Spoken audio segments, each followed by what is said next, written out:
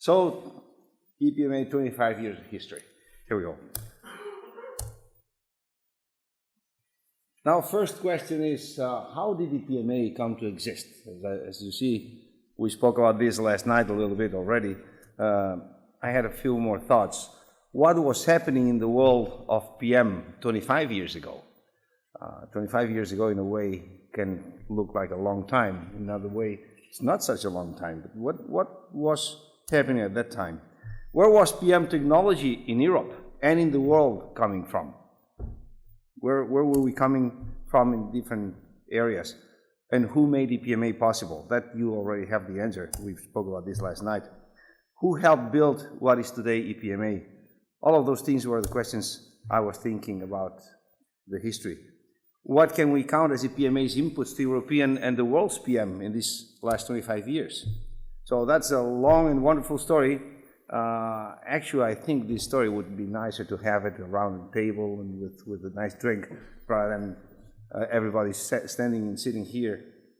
But I'll try to give you the story the best I can, knowing that it's going to be too short because I'm going to leave many things out, and mostly I have the risk of leaving important things, and maybe there's going to be some mistake. If I make a mistake, Bernard, you correct me, please.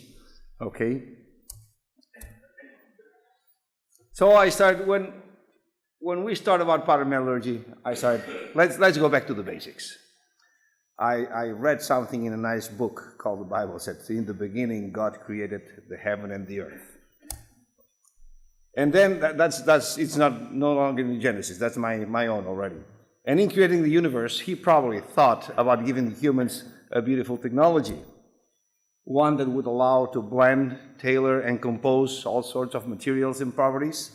I'm sure God had to have a feeling for metallurgy. One that would enable intricate shapes, one that would save raw materials and energy, one that would be so attractive, yet so complex, that it would force mankind to gather and share the knowledge to better unravel its secrets, advantages, and intricacies. Keep in mind, God was intelligent. He was trying to put people together. Okay, he said, let's give them such a hard thing that they will need to get together, otherwise they won't make it. So he came up with powder metallurgy, and inspired in that, he created the universe. Because I'm sure that the universe is particulate in essence. And if you have any doubts about that, just take a look. This would be close. We could make a whole lecture on powder metallurgy based on this picture. The millennia passed, mankind progressed, technologies appeared and evolved, and man discovered that they could use the particular technology. But this technology was complex, indeed, and man needed to cooperate to better learn about it. So now we make a jump from the beginning of the universe to a little bit, we jump a few million years. Industrial applications of PM first developed in the USA in the wake of the mass production automobile industry. As early as 1945, there was the MPA, Metal Powders Association. That's the first one I could get hold of the USA, that had held its first annual congress in 1945. In Europe and on the private side, the Husqvarna Fabriksaktiebolag company had granted in 1947, so that's way back, PM technology licenses to a bank pool in France, which led to the creation of Métallurgie Française Moderne, Metafram. And about at the same time to Sinter Metallwerk Krebsöge in Germany and Mary Sinter in Italy, almost same time. I don't have the exact dates, but I have this 1947 for the French. HVA and its licensees and technological offspring, because they in turn licensed other people, later developed into the technological consortium called COTIRP. So that there was way back already associations in how to progress in powder metallurgy. There are also evidences of official intercontinental cooperation. In October 1953, excellent year by the way, some important people were born in 1953, there was the European Mission d'Assistance Technique numéro 141, And I say this in French because at that time, and this may sound not that old, not that way back, but at that time the official diplomatic language was still French, not English. Things have evolved. So there was a trip to the USA under the auspices of the Organisation Européenne de Coopération Économique. Okay, there was an European organization for cooperation. Curiously enough, the PM technologists were advanced thinkers about the European Union, as this 141 technical assistance mission comprised 28 members from 7 European countries. And keep in mind, these countries were Germany, France, UK, Italy, Denmark, the Netherlands, and Belgium, at a time when the only European treaty existing was the European Coal and Steel Community, the EEC, the European Economic Community, being founded by the Rome Treaty 4 years later, in 1957. So cooperation, intercontinental cooperation of powder metallurgy, started 4 years before the onset of the EEC. Sure enough, the report was made in French, and if anybody wants a copy, I have a copy. I can get that. It's a wonderful thing, Métallurgie de Poudre. And that's the first page of it. Now let me give you, I would say, the good part and the bad part. The good part is that they made this. The bad part is that most of the modern technologies that we look today in powder metallurgy were described in this 1953 booklet. Warm compaction, powder forging, you name it, it's there. It is amazing. And how could 28 people in 3 weeks gather that amount of technology just blows my mind. But they did it. It's a wonderful booklet. Thus, official European cooperation started as early as 1953, although at that time space of information distribution, it took 1.5 years to publish the Assistant Missions Trip Report. It was published a year and a half later. So I don't know whether they came back or rowing or something, but the publishing date was a year and a half later. In the first years, probably due to travel and communication difficulties and to the yet small international market interactions, European PM technological cooperation activities were mostly organized by country associations. At that time, there were already the Fachverband Pulvermetallurgie in Germany, the Jernkontoret in Sweden, I don't know if that still exists, the British Metals Association in the UK, Asinter in Italy, SF2M in France, and some more. And those were the bodies coordinating any PM cooperation activities. Many of those national associations understood the need for a better coordinated European action, but at the same time, they were somewhat jealous not to lose their leverage in each individual country's affairs. Europe was still very much broken. It takes a strong glue to bring Europe together. We're still working on that.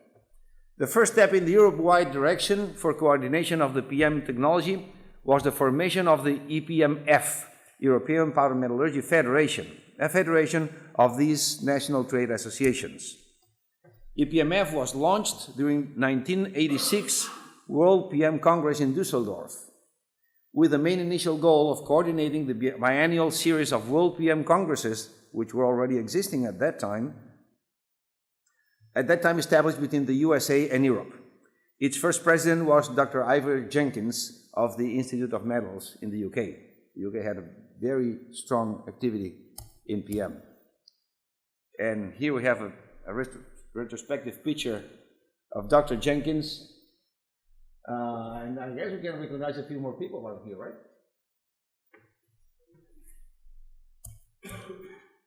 However, the European Union was asking for Europe-wide trade associations. Bear in mind, we were in 1986 already. Okay, so Europe has evolved significantly, rather than single country organizations. And that was a strong push. This moved a handful of PM pioneers to promote in June 1989 the foundation of EPMA as an association of direct membership of PM-related industries, research centers, universities, and individuals. Some of those pioneers, and here I'm getting myself in trouble because every time I make a list, I know I'm going to leave people out, but please bear with me. I just got what I could, but a few names, just to remember a few. Pearl Linskog, which we're very fortunate to have here with us today. Lothar Albano Müller of Sintermittelwerk, Peter Bruin at Powderix at that time. Was that right? You were at Powderix at that time? Okay, I had some trouble finding whether or not you were there at that time. André Martre of Metafram, Ricardo Tosi of Meyer Sinter, Bob Wood of the Institute of Metals, Jaap Koolman of Tungstenpure. At its birth in June 1989, EPMA Council elected Pearl Linskog as its first president and Lothar Albano Müller and André Martre as their vice presidents. Jaap Koolman was the first treasurer. And Bob Wood acted as secretary for 1 year until a permanent secretariat was set up. He had the task of developing EPMA's bylaws, open EPMA as a Brussels-based trade association. We have somehow the seal of the King, Balduin, and what have you. So we're a real official Belgium association. And from what I understand, Bob had a lot of work, and he did it in a very generous way. EPMA's board then worked hard to convince Bernard Williams, at that time owner of the Metal Powder Report magazine, to become its managing director and to contract the services of Metal Powder Report's staff as EPMA's secretariat, which was working at the beginning on a contract basis. It was hard to convince him to take the job. He finally did. He told us a little bit about it last night. And at the beginning, it wasn't even EPMA per se. It was a contract service. As I understand, Bernard was contracted, but the secretariat was still, or you were also contracted with the whole package? Okay. I didn't have that clear enough. You look just as young. Well, you can recognize here easily because they haven't changed a bit. They'll have to tell us how they did it. From left to right, Bernard Williams, Pearl Linskog, and Lothar Albano Müller. And here, promoting EPMA in Amsterdam, promoting, 1989. That was November, I think it was November in Amsterdam.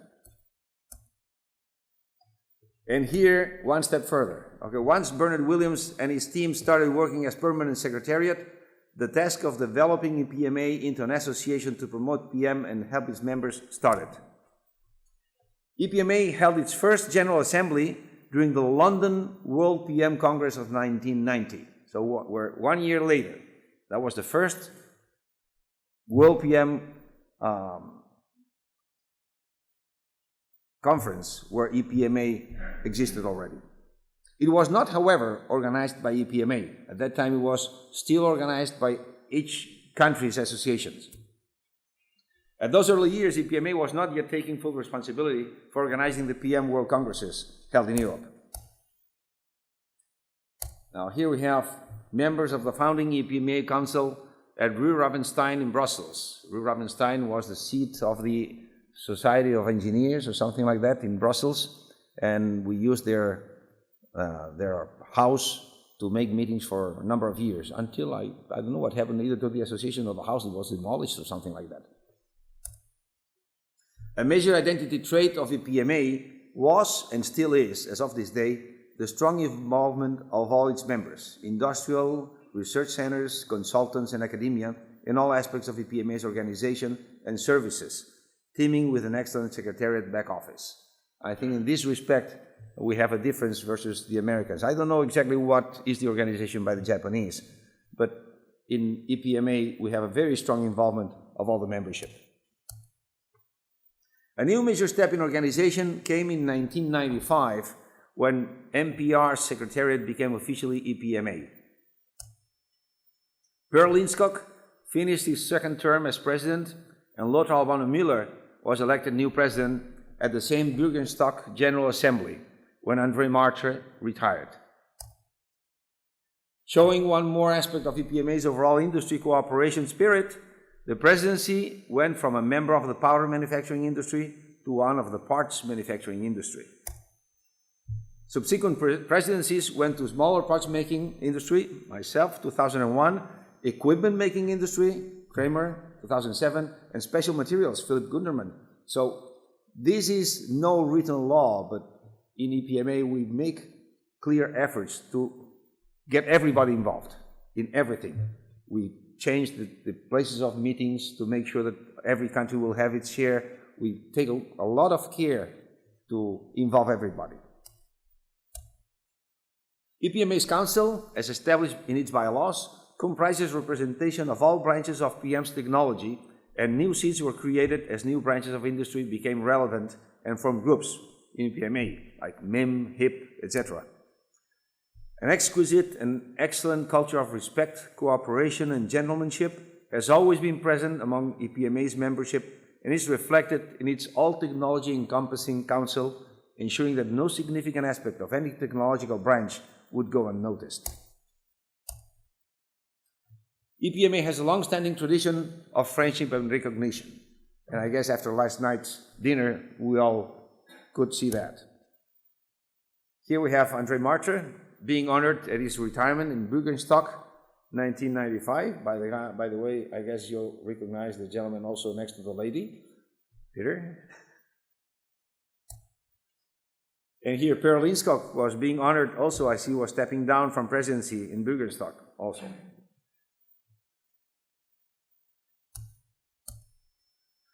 EPMA meetings were often held at extraordinary settings and a sparkle of humor blended with the required hard work. In these, I have the feeling, you know, Spaniards, we have always a little vein for having fun. And I think we're turning a little bit too serious here. And sometimes we need a little bit extra smile. But look at that. This is how we had our meetings at that time. And this was Lothar Albano Müller trying to blow on a Swiss horn. And look at the face of the guy who did a beautiful concert right behind. 1995, Bürgerstock, Lothar Albano Müller became new president. PM98 World Congress in Granada was the first World PM Congress fully organized by EPMA, and it marked in a way the full coming of age of EPMA. EPMA had already put in place most of the programs and capabilities that could be expected from a trade association, yet that was all in the beginning of many more activities to come. Here we have one of the many meetings organizing PM98. We took that very, very seriously. I guess we're a lot more efficient now. We've learned how to make conferences. And this was the aspect of the Granada conference that was the exhibition part.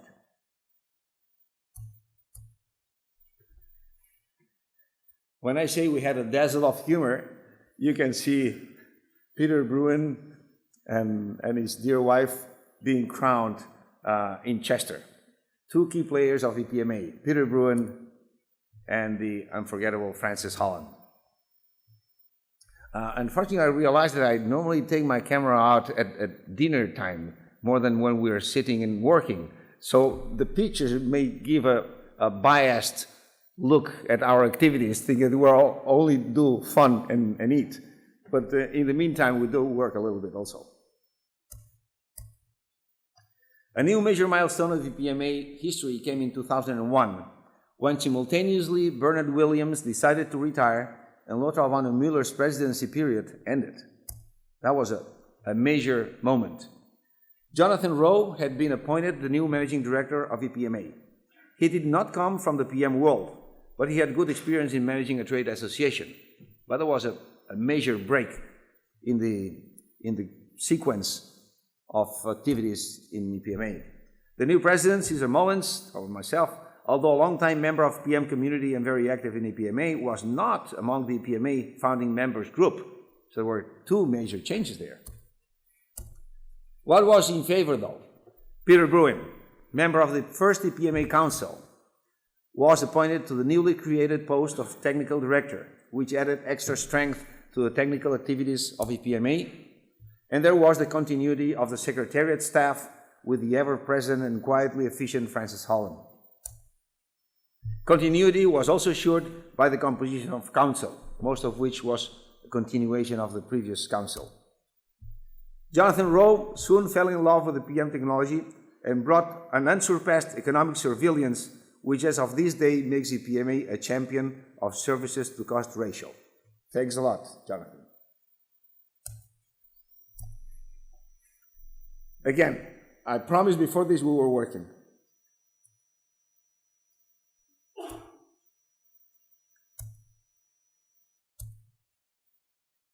You can see different moments in EPMA's life. A short review of the main accomplishments of EPMA's first 10 years would include the creation, establishment of home base, creation of governing bodies, defining bylaws, recruiting first members. Keep in mind, we got 50 full members in the first year of existence. It was brilliant, the recruitment on the first year. The first promotion materials were produced, video on PM process as early as 1993. Quality assurance guidelines on structural parts published 1994.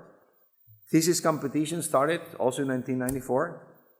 MIMNet network launched in 1996. We all think of MIM as a rather new technology. Well, we had this network launched in 1996. Statistics on PM parts production started in 1997. PM Modnet program, 1997. Start of the very successful PM Summer School series in 1998. First with European Union support and later supported directly by EPMA. This is one of our main promotional activities. Formation of the European Hard Metals Group in 1998. Start of Leonardo project on teaching materials for PM, again in 98. Start of the fully EPMA organized series of World PM conferences, also in 1998. Microwave sintering members joint project, 99. And then, this is first decade. The second decade of EPMA had, among other events, the change from Lothar Albano Müller to Cèsar in presidency, the retirement of Bernard Williams as managing director, the appointment of Jonathan Rowe as new managing director, creation of technical director post with Peter Bruin, the launch of the DINET project, an updated EPMA website in 2002, the first roadmap, we're now in the works of the second one, PM 220, 2003. Stage 1 of the Nano project for hard materials got started in 2003. We launched the GPMD, the first worldwide PM database and promotion project, which I was really at the beginning a project of EPMA and MPIF, but I have the feeling we were stronger pushers than MPIF. We were the real starters of the whole movement, and I think we can be very proud of what we did, because this has become, I would say, the first worldwide project. Bioavailability project was launched in 2004. The first winter RAF workshop, also in 2004. And then the second EPMA World Congress in Vienna. Remember, we have those, as of that time, approximately on a 6-year basis. I can't exactly remember when was it went from 4 years to 6 years. I think it was in Granada, around that time, that it changed from 4 years to 6 years. And then the Secretariat moved to a new office. We were large enough, we didn't have enough space, and we moved again in Shrewsbury. The World PM Congress in Vienna and new EPMA offices. Here you remember the magnificent dinner. This is the office. This is EPMA's. This is only the entrance. The main rooms are behind.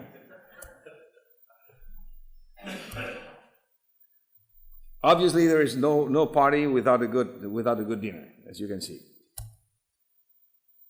And you can recognize a few people here. More achievements during the second decade were the GPMD extended to MIM grades in 2006. Design for PM project got started in 2006 also. The first REACH workshops, watch, and digest and service to members in 2006, great service to members. So if we don't have enough work to try and tell and teach the market that PM is a good thing, the bureaucrats in the EU give us some work to keep us busy. Okay, so just in case they gave us something simple like REACH. Thanks a lot, Volker. Peter Bruin retired in 2007, and Olivier Coupe became the new technical director. Again, we had a moment of nervousness. Peter Bruin was EPMA. He had been there from the beginning. We're all very nervous. Now I can say that we have an excellent successor in Olivier. General Assembly in Istanbul, first one in Eastern Europe, 2007. Again, trying to make sure that the EPMA is the association for all of Europe. We organized a number of meetings, including a General Assembly on the eastern side. Cèsar Molins stepped down as president, and Ingo Kramer became fourth president in 2007, in Istanbul, in fact. A design for PM Web was launched in 2008. We launched the Gigacycle Fatigue Project in 2009. The GPMD include extra fatigue data, 2009. Here we have Paul Weiss, who helped a lot in that too. We had a revised introduction of MIM booklet in 2009. And here we have a few more images. As you can see, we're happy people, even though at that time, Ingo, as he pointed yesterday, came in at the roughest time. Shortly after he became president, we had the crisis. And I have nothing but high commendations to the way he has steered EPMA through the most difficult times. This was one of the sites in Istanbul. And here on Peter's retirement. Oh, by the way, we do have some picture of working here. All right, we got to prove it somewhere, right? We had the 5th REACH workshop. As you can see, REACH gathers a number of people. HIP workshop, and the very famous PM Summer School, this case in 2011 one. We are now halfway through the 3rd decade of EPMA. What have we done so far? The 3rd World Congress was held in Florence, 2010.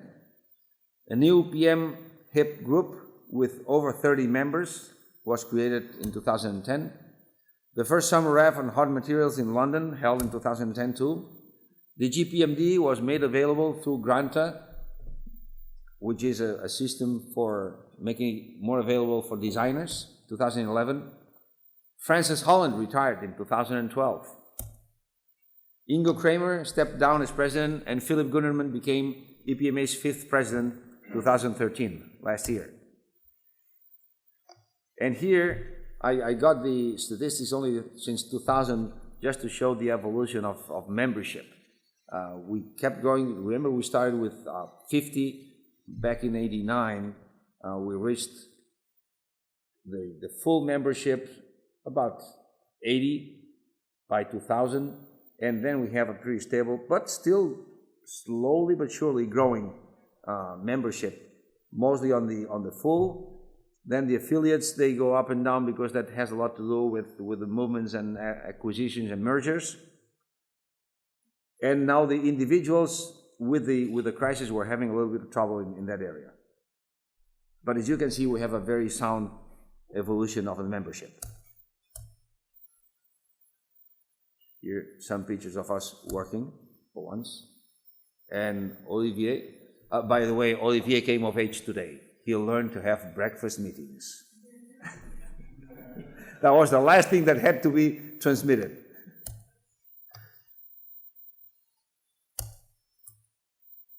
The EPMA adventure and its great help to PM industry was made possible thanks to the effort and dedication of great people, as you have seen, like these ones, like these ones.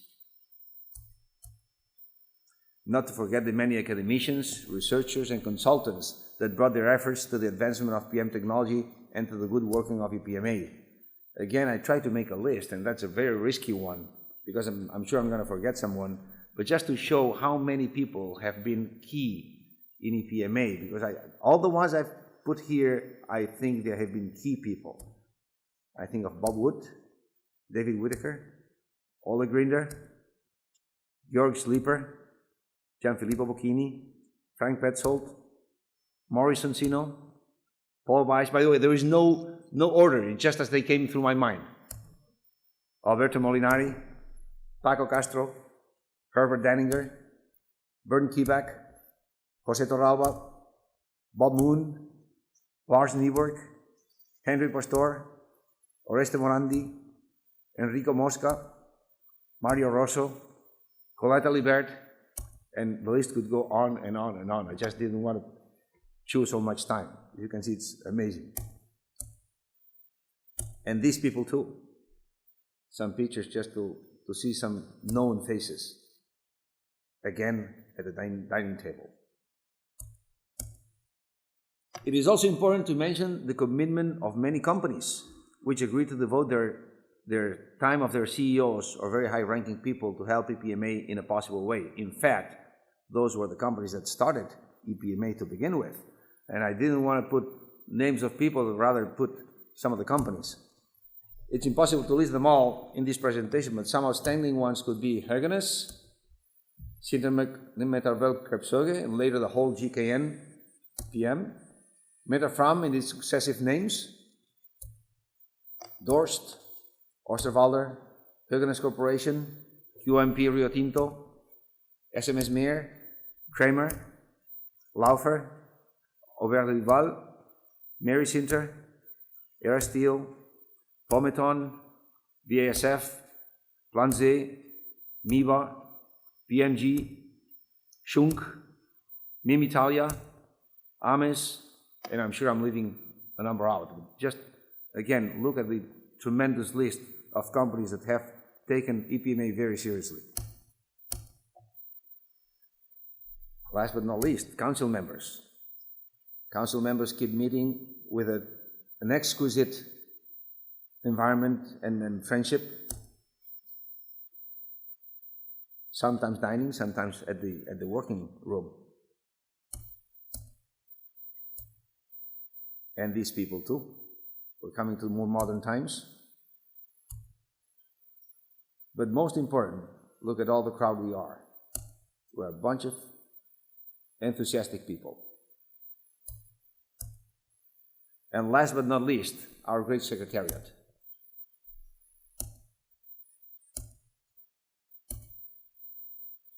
Modern technology brings pictures in less than 24 hours. EPMA was born to serve a technological community. It showed foresight that countries and continents later followed. So we were pioneers in many things. It is an outstanding gathering of hardworking and dedicated people where everybody brings something to the group. It defends the interest of the whole PM community. It provides an excellent networking frame. It facilitates research and joint projects. It helps members understand and adapt to ever more complex legislation. It supplies significant services at very moderate cost. We can be proud of the PMA we have all built. EPMA was founded by a handful of visionary pioneers. After these 25 years, many of the pioneers have retired, but the culture and brotherhood of EPMA was well planted, and it remains in its spirit. EPMA is slowly but surely growing, offering more services to its members and gaining strength. Before I finish, I would like to thank a great group of friends who helped me gather information and pictures to prepare this presentation. Per Linskog, Lothar, Bernard Williams, Peter Bruin, and Jonathan Rowe. Thanks a lot for your help. And to all of you friends for making EPMA day after day. Long life to EPMA, long life to PM Technologies, and thank you very much for your patience in listening.